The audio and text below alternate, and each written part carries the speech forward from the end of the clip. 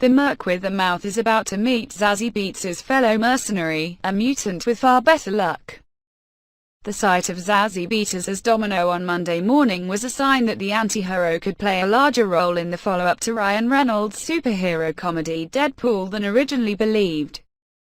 To be fair, Beetz looks great as the mutant mercenary, in a costume that might not be entirely true to the character's comic book visual. She has traditionally worn an outfit that covers everything but her head, but the facial markings here mirror and invert the comic book visual of the character co-created by Deadpool's Rob Liefeld. Beetz' Domino looks easily as fierce as the source material as she lies on a rug made out of Deadpool, and the fact that she's taking it easy on top of him might be significant. Does it potentially suggest some kind of conflict between the two?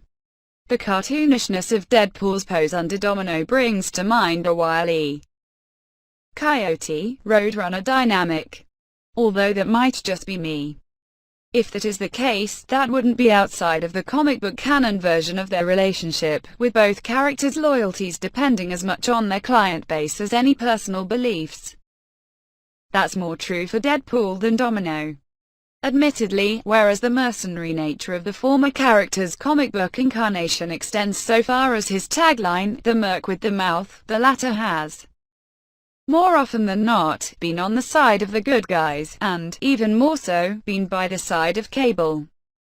A longtime member of the time-traveling anti-hero's supporting cast, she has fought alongside him as part of his own mercenary group the Six Pack, as well as multiple incarnations of X-Force.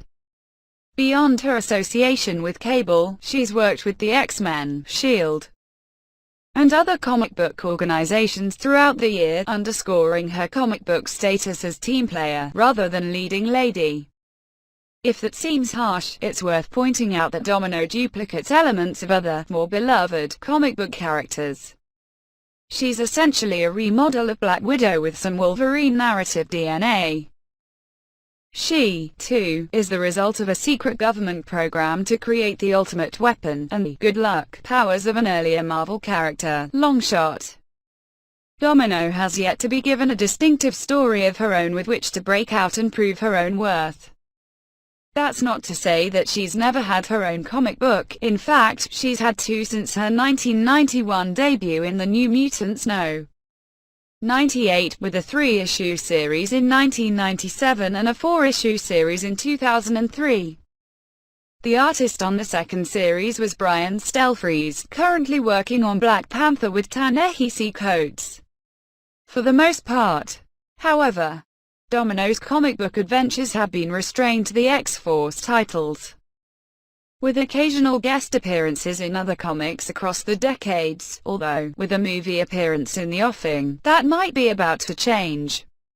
And, perhaps, given the increased profile, and, just maybe, a new attitude courtesy of Deadpool 2's screenwriters, Domino might be about to have her time in the spotlight.